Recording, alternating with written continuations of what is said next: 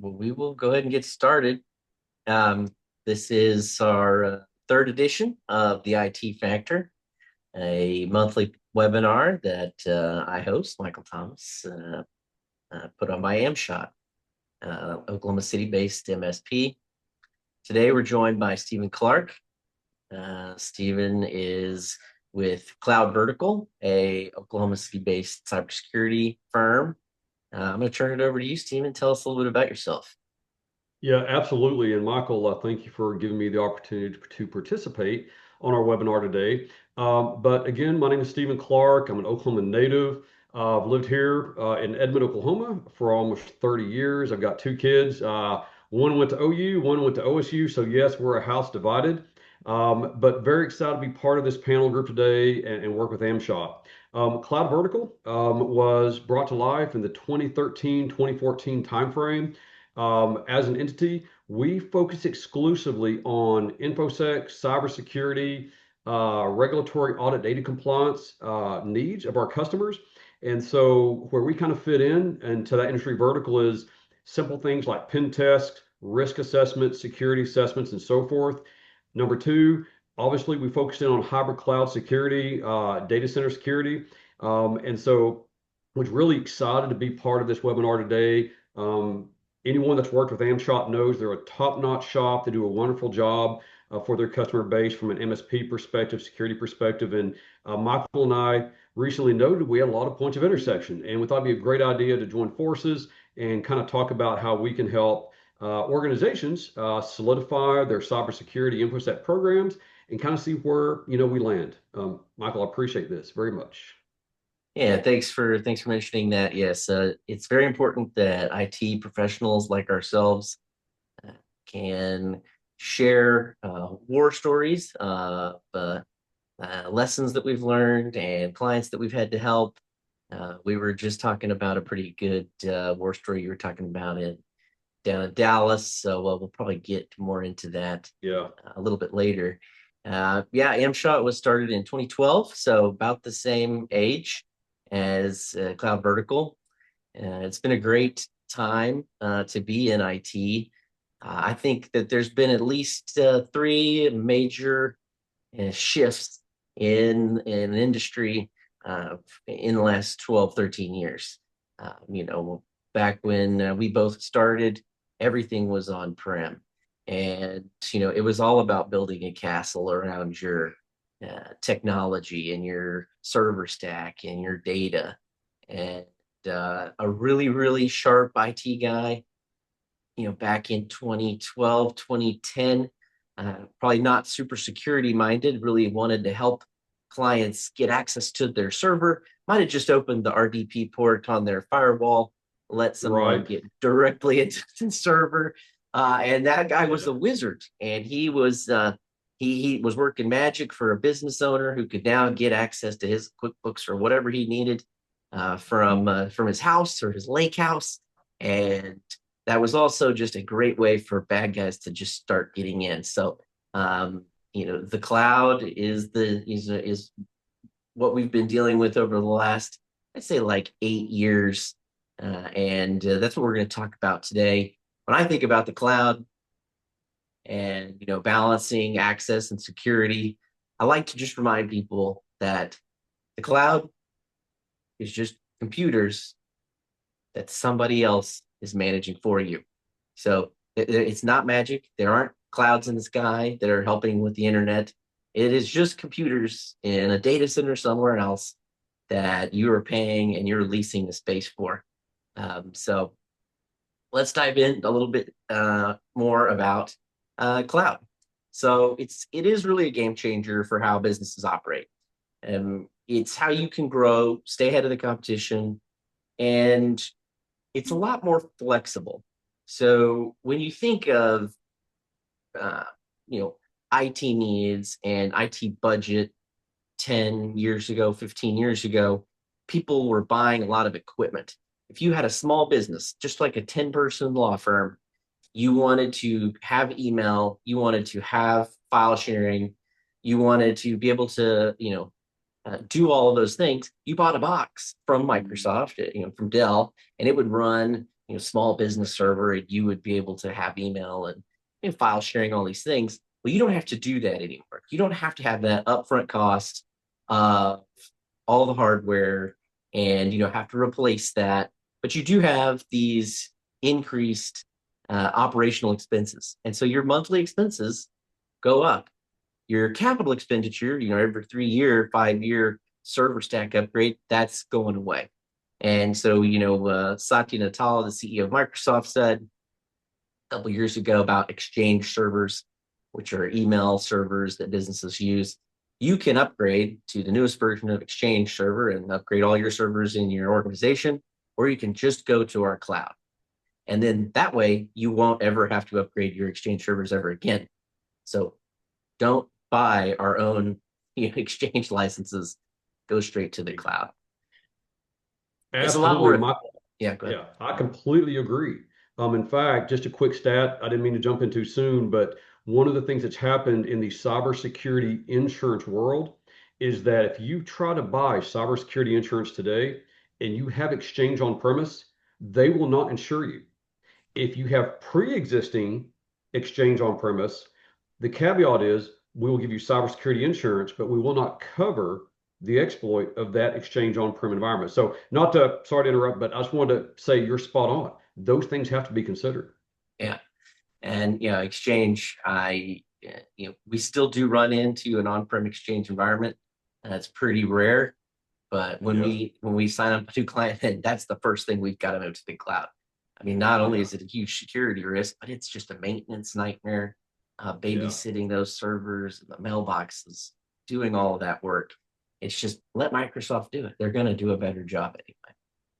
Yeah. And then strategically, so when you're buying software as a service and you're buying cloud-based uh, systems, you're always getting the newest version. You always have the new technology. And so a lot of businesses now, they want to, roll out AI. They want to figure out how to do that.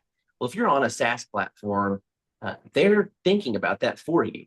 And, they probably are going to want a little bit more every month, but they're going to figure out how to roll out AI in your cloud platforms and get that working for you. So the key is, as you do this and you look at the cloud and you want more efficiency and greater strategic advantage, you have to think of security. So let's dive into what cloud security really is.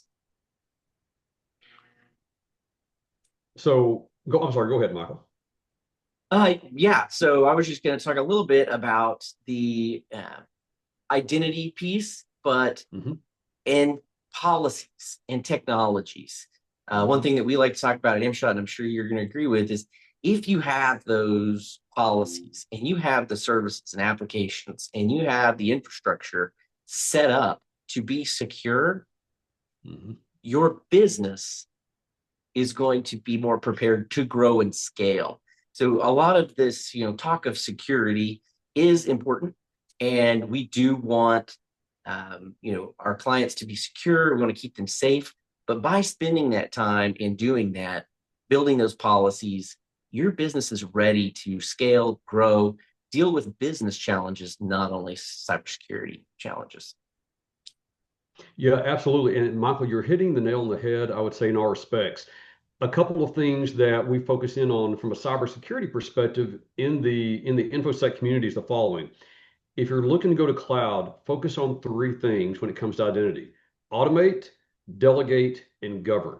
So, from an automation perspective, one of the challenges in any size of organization, and that is when an employee is hired or terminated, how do you automate either the provisionment of that user and have it flow through your system from the HR record down to Active Directory, Entra ID, Okta, whatever you have for identity, and ensure that from a delegation perspective, those identities are only delegated the rights they need, and thereby you can show due diligence from a governance perspective for, as an example, Stephen Clark's onboarded. You've delegated Stephen's access to him for users, apps, devices, and APIs. And then from a governance perspective, as his needs grow, are you providing access from an identity perspective to that human being, or from a persona perspective. And personas are incredibly important in today's hybrid cloud or cloud native environments. And we can talk about the differences today, if we need to, on traditional Active Directory identities versus personas. But definitely concur with you, Michael, on the identity side.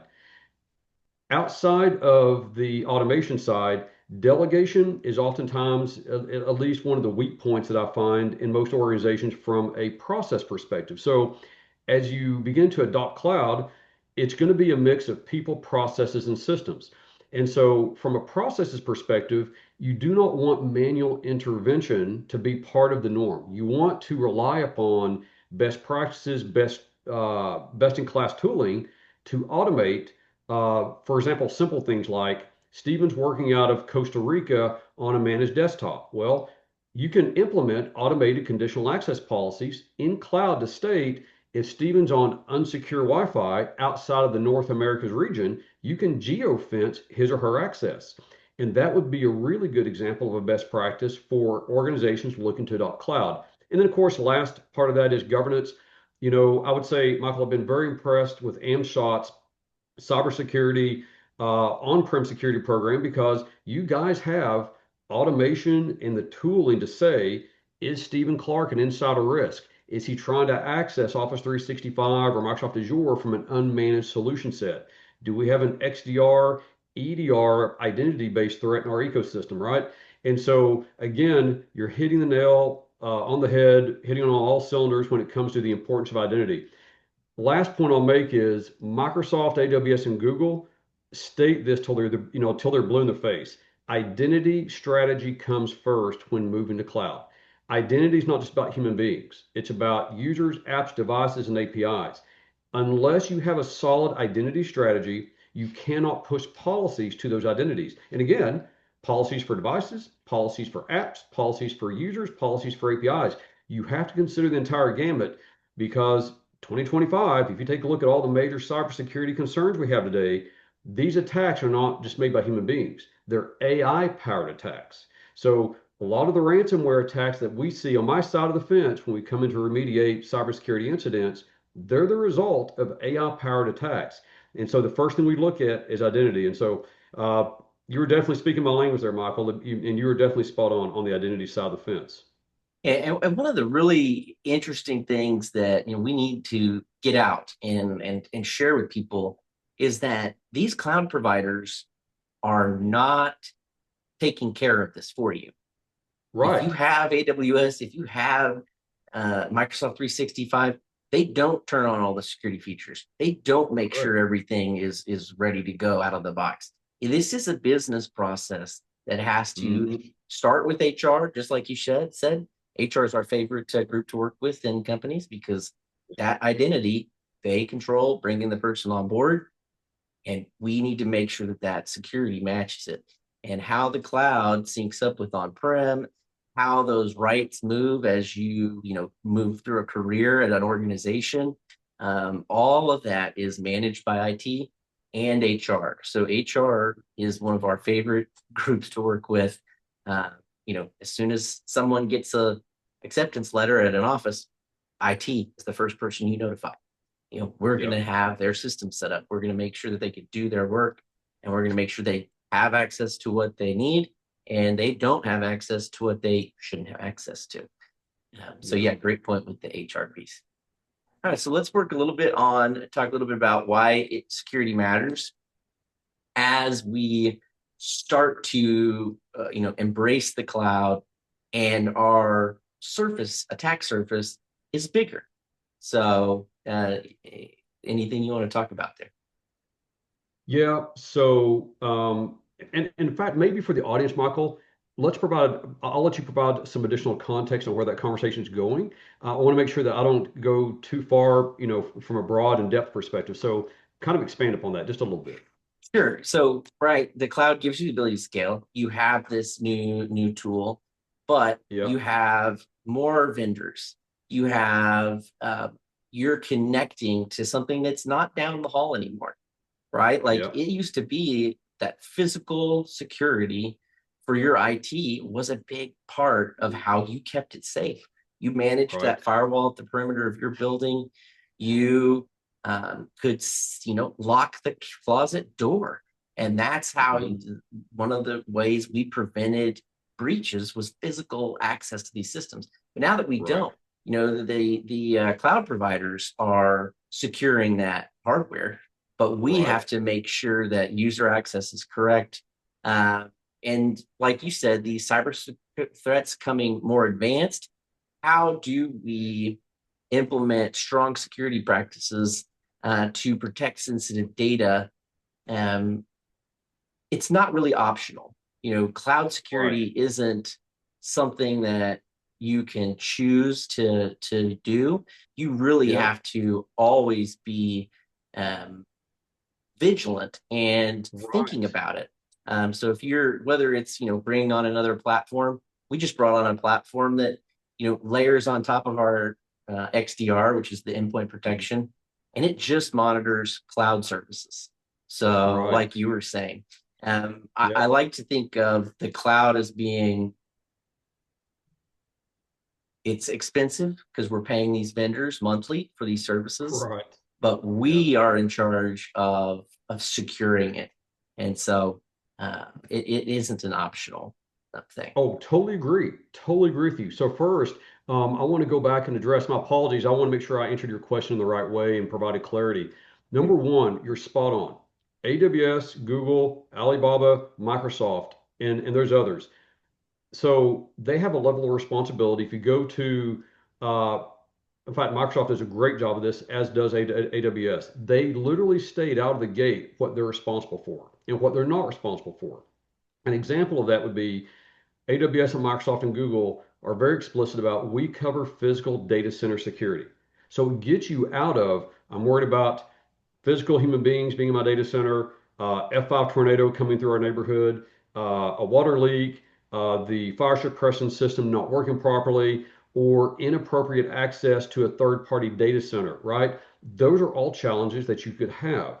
Now, number two, that's their responsibility. And so where we come in as customers and as providers is Microsoft, AWS, and Google, as an example, provide the tooling for your organization to stand up the appropriate levels of security. I'll give you a good example.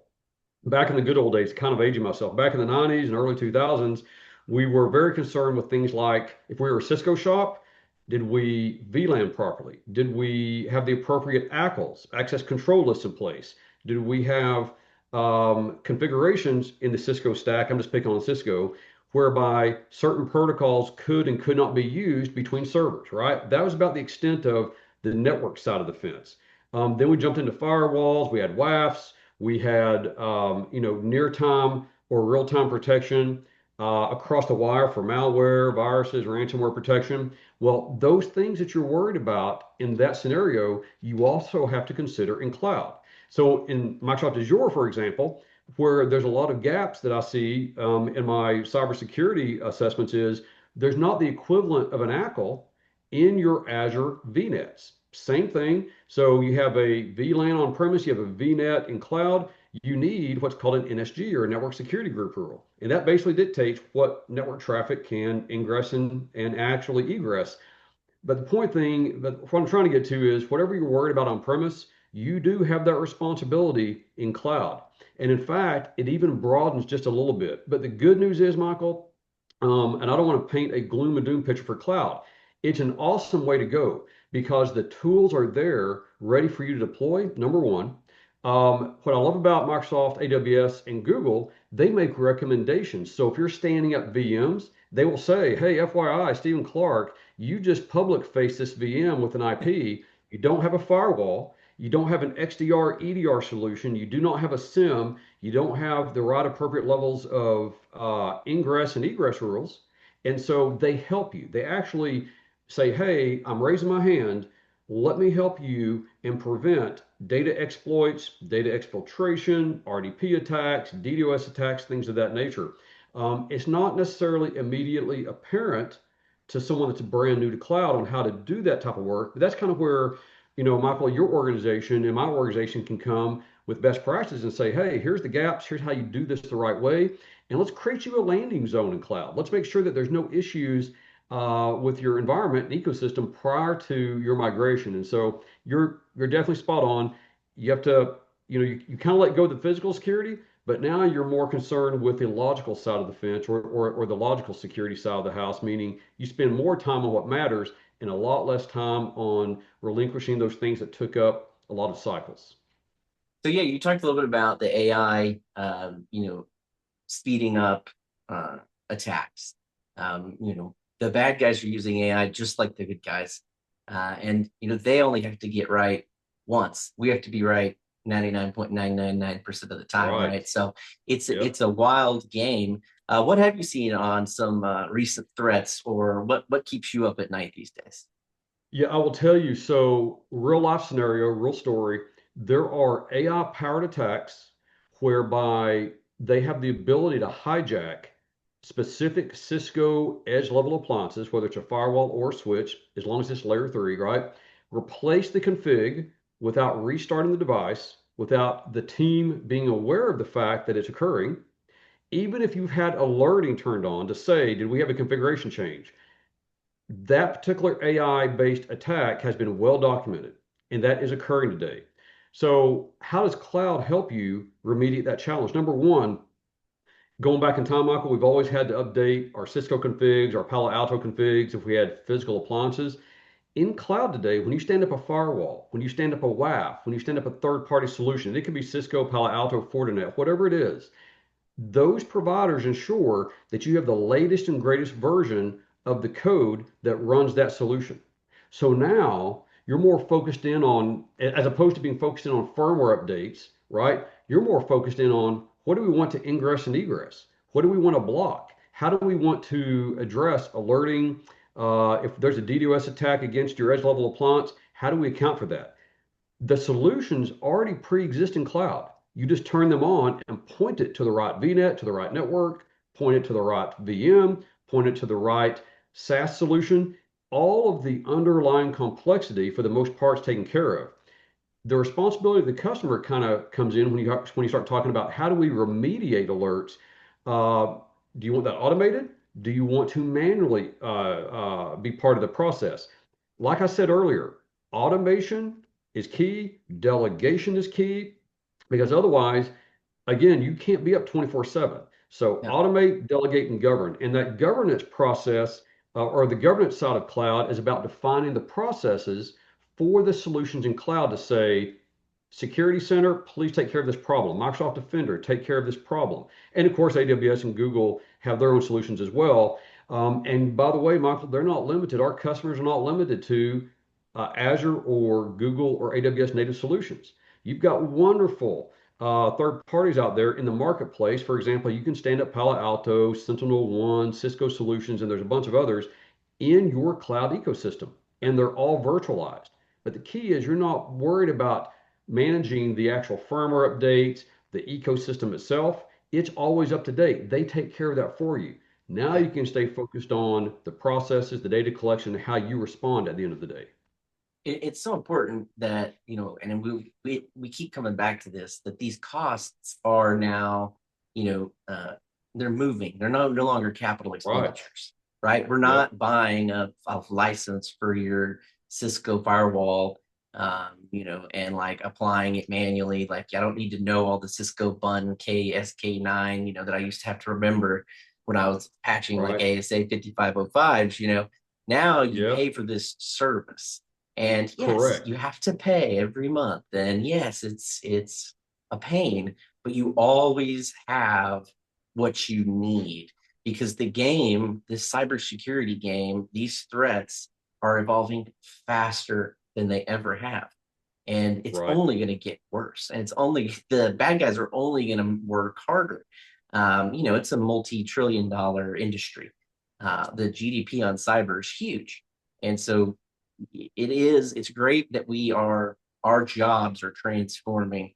We're no longer the guys that have to kind of get on our knees and have we clean out the fans on power supplies, and make sure that the lights are all blinking. Now we have to understand business process, we have to understand that identity piece. And people are mobile now, and people expect to be Yeah. able to do what they want wherever they are. And so this is why cloud security really matters. Yeah, absolutely. So we talked about some already common threats and vulnerabilities. Any recent data breaches you want to talk about? Don't tell anything too Right. secret, but Yeah. any good stories?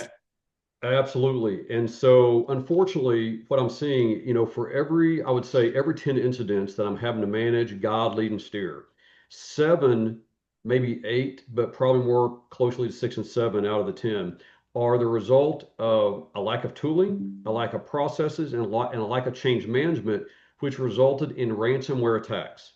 Those ransomware attacks, and unfortunately, it's against healthcare, it's against retail, it's against any organization that has their public facing or cloud facing resources that have not been adequately secured, those are the targets. Number two, in regards to data breach, data is king.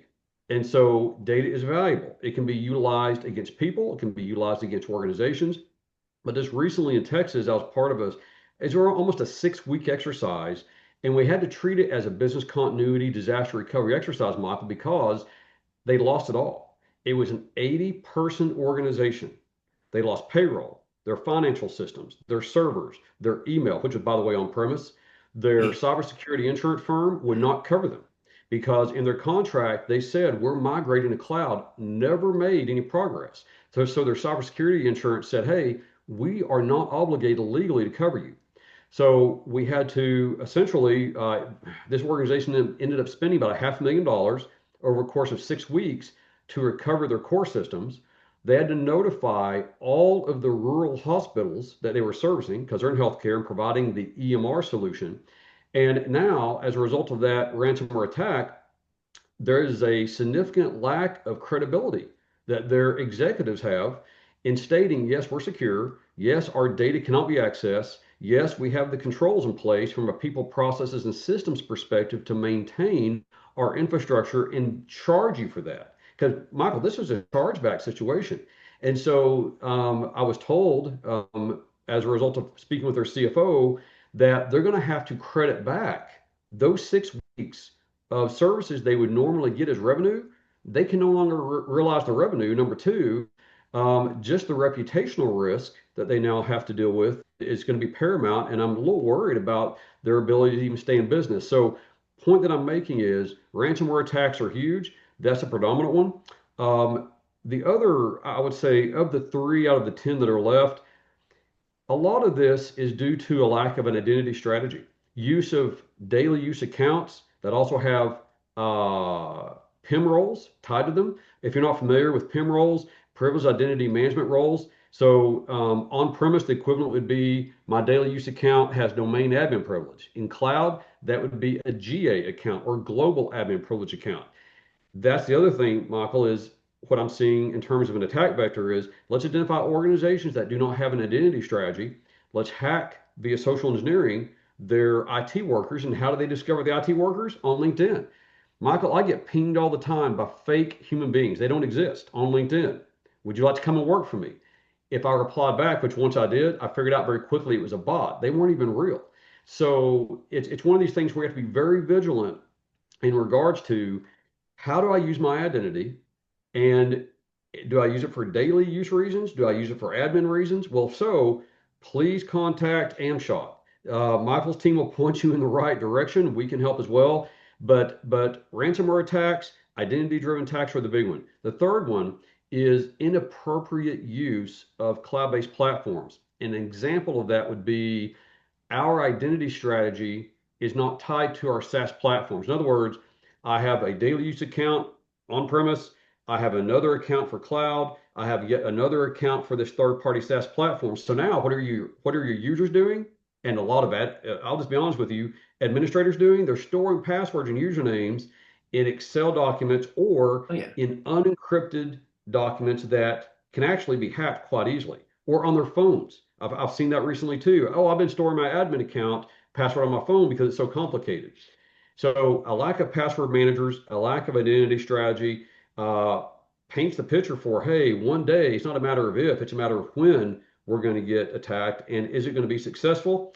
It depends upon the types of tooling that you have and how far that black hat actor can get into your ecosystem. But ransomware attacks are running rampant, and it's a daily occurrence.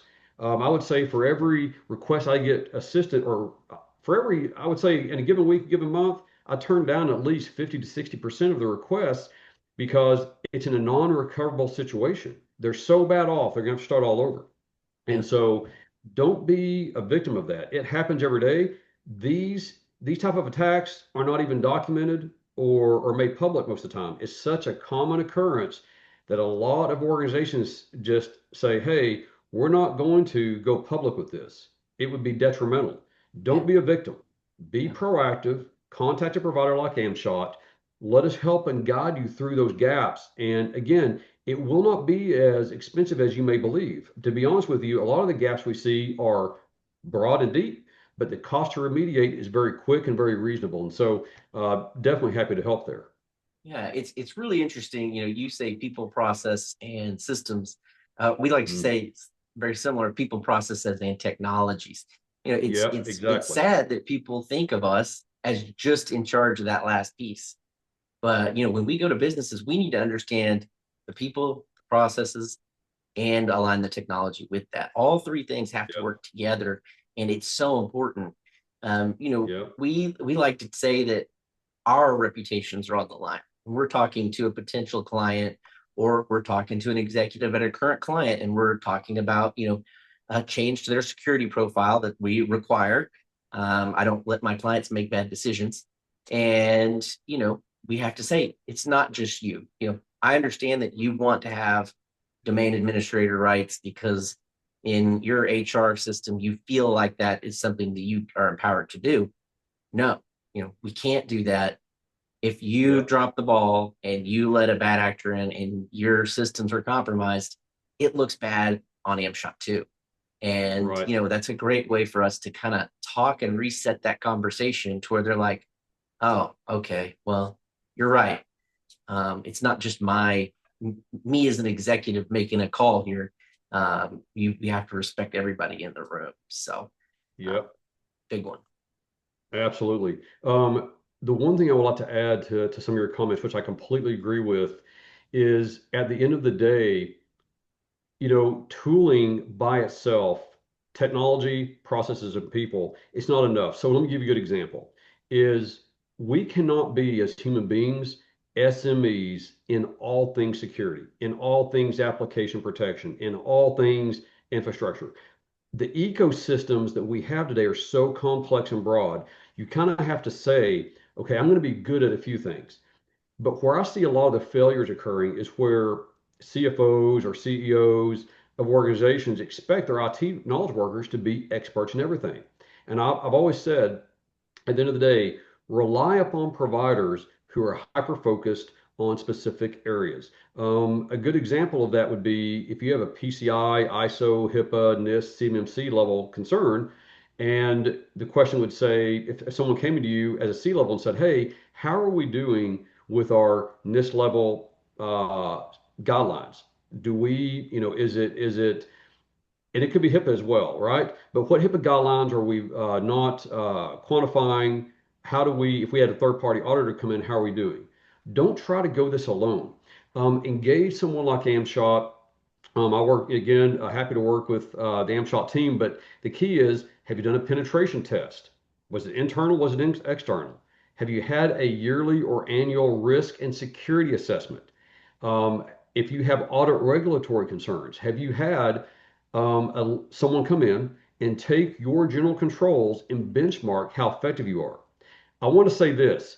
If there's any fear inside of your four walls of saying, well, Stephen, what if AmShot comes in and they find all these gaps and they report those gaps in a security report? First and foremost, that is a wonderful thing. If I were to go back in industry, Michael, and be like, let's say, a director or a CIO of some organization in Oklahoma, I want for the board to know we have risk. I want for the board to know that we have gaps. And why? It's the only way, number one, that you'll protect your reputation, to protect the reputation of the organization. Number three, to say, hey, we need to fix this problem and get budget for it. It Yeah. was 20, 30 years ago, everyone assumed and said, oh, this is the fault of the IT guy. Those days are over. because you can't afford an exploit. It's not like some guy sitting in his mom's basement changing passwords. If we go back to those movies back in the 80s and 90s, and it was sort of a joke, it's the IT guy sitting in the mom's basement. Those days are over. Black hat actors are business savvy. They know the value of your data. They don't care about you. So, number one, have an assessment run annually at a minimum. Have a pen test run. Make sure that your tools are configured and working appropriately. And Michael, this is where I've seen your team really excel in working with your partners is to bring to light, number one, how can we improve? How can we mature? How can we refine our security approach, either on premise or in cloud, in a hybridized state or a cloud native state, and maintain that best practices approach to security. And so I just want to point that out. Don't be fearful of gaps. Don't be fearful of findings. Identify them quickly, remediate them, pilot those, and make them part of your day-to-day arsenal and process. Yeah, I love that because it is the right thing. Our number one core value at MShot is to be honest, and it's not be Yeah, honest like in a cliched, correct. don't tell lies. It's IT people. When I started MShot, they would just not tell the C levels, the owners, the companies what they needed to know. They wouldn't tell them how much a license costs. So they would just, fudge it and get a free license for Microsoft Server. They wouldn't tell them how much the license was for their Cisco this year. They would Right. just, let it expire because they didn't want to, they weren't being nefarious. They just didn't have that business acumen and Hmm. that understanding of the importance of their roles. Had they told the CFO, hey, this is going to be $800, it's going to protect our environment, the CFO would say, of course, let's do it. Right. It's that's why being honest is so important because you have to point out these things, right? Like Yeah. if we get a compliance checklist, we run it, we're going to tell you exactly what's wrong, even if some of the problems are ours, like we didn't do that or Mhm. we missed it. But that's why you have to run these audits to know what you missed, Exactly. right? Like we're Yeah. humans. That's right. And here's the thing, like I said before, the threats are broad and deep, the complexity is broad and deep. You can't be an SME in all things. That's one of the reasons, Michael, I love AmShot, work with you guys is, as I've always said, be honest about what you know. I focus in on basically cybersecurity, pen testing, risk assessments. That's what I'm good at. AmShot's been nothing but honest with its customer base since I've worked with you guys about, hey, here's what we do well.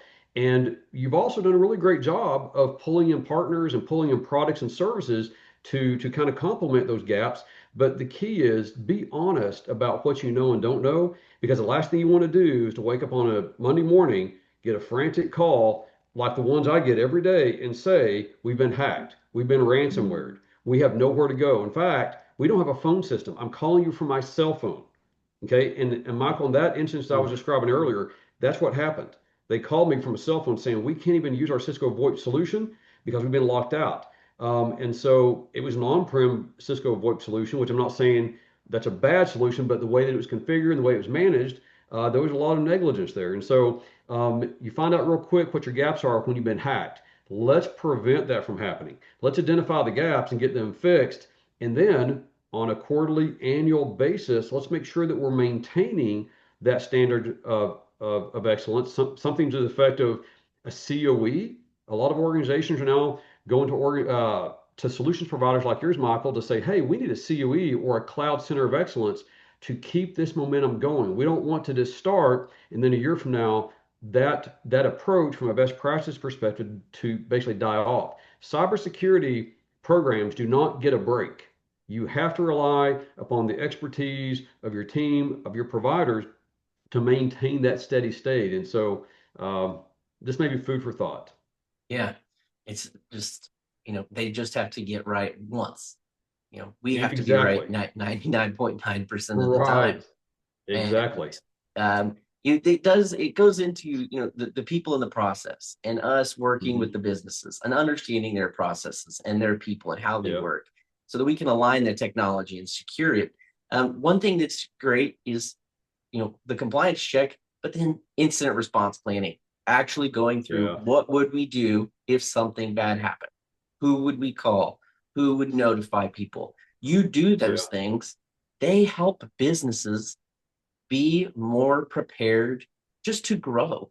And they Yeah. mature a business's responsibility. They mature a business's executive function by doing these exercises and bringing the Yeah. C-suite into a room.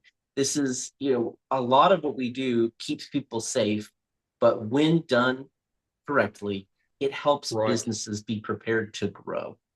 Yep. And Michael, I want to point out one thing maybe we haven't spoken about. Just give me like maybe 60 seconds on this one. Sure. Is the hospital I spoke about before. Actually, it was a hospital provider. They provided back office services. Their biggest concern was at the end of the day, what is our data exposure? Okay. Are we going to have to notify every patient of every hospital that we service to this data breach? My answer was yes. So a lot of times what ends up happening in IT departments, and this is very common, we solve for the traditional cybersecurity infosec concerns. But the big question is like, did I have a data breach? Do we have the tooling to actually address that? So going back to what you talked about earlier on identity, and I kind of chimed in about persona. If you're in finance, if you're in accounting, if you're in HR, your 2 cents into your IT department's handling of cybersecurity for data is absolutely paramount.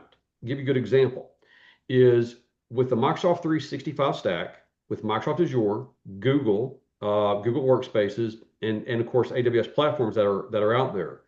You can put technologies and policies into place that if your data happens to walk out, it's encrypted and non-accessible. Now that's a simple example. But I will tell you where I see a lot of threats happening. If you kind of subtract out the ransomware type threats, it's the data exfiltration threats that exist. And a lot of times organizations don't even know that they've had a cybersecurity incident in the form of a data breach. So the tooling exists. I've definitely spoken with Michael, your counterpart Ian, about this. This is one of the services that AmShop provides. But I oftentimes get the question on the side from finance and accounting and HR, supply chain management, so forth. Stephen, look, we have a concern.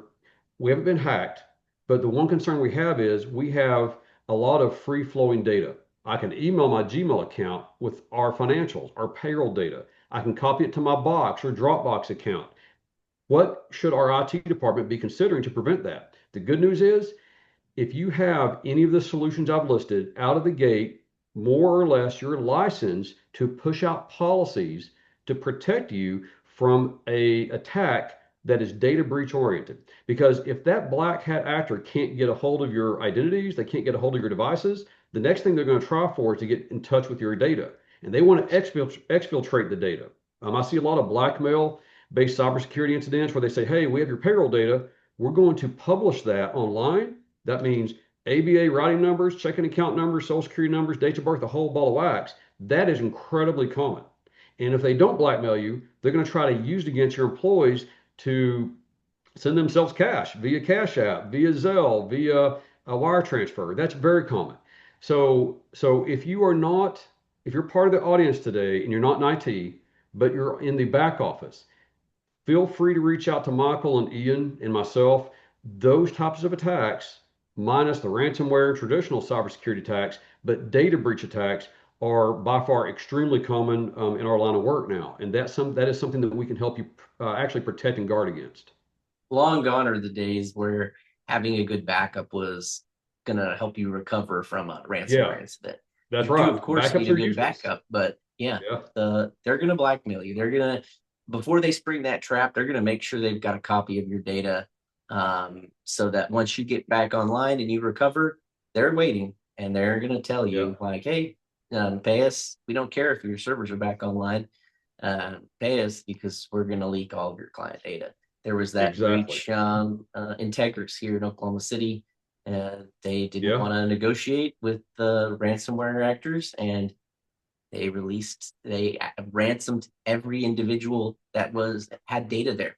So the ransomware actors wanted $35 from every customer, or we're going to leak your personal healthcare data. right. So Yeah, it's so important, um, now, all of those yeah, things. yeah, On the shared responsibility model, this is a lot of what we've talked about. And this is where the true meetup of a professional like yourself, the team at Amshot, is these services that you're buying off the shelf. Hmm. Even if it's just, QuickBooks Online, you need to integrate those systems. You need to secure Right. them. You need to handle identity. You need to integrate those systems as much as possible. You need a structure. You need a system. You need those processes that are going to keep your business safe, but also allow you to grow in a healthy manner. So that's it for us. Uh, I've got a QR code here for me if you want to reach out to me. And here is your contact information. So anybody wants to reach out to Stephen, um, there he is. It was great having you on. I really enjoyed it. Uh, Yeah. you're a great panelist on the Thank you. IT Factor. Uh, yeah, anything to add? Yeah, absolutely.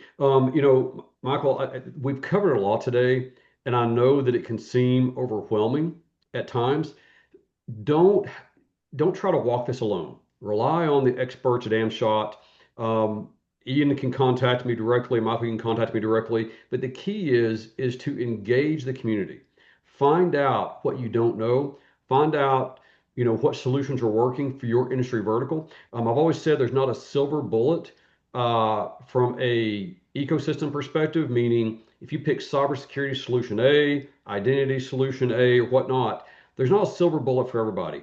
The good news is that working with Amshot myself, we can make recommendations based upon your size of organization, your industry vertical, what we see out in industry, with your competition. What are they doing well? What are they not doing well? I have access to Gartner resources, which I can also share. But the key is do your research, reach out to your trusted advisors, make sure that you're prepared for an attack, how you respond to an attack, and then what is the likelihood of you being subjugated to an attack and that attack be successful.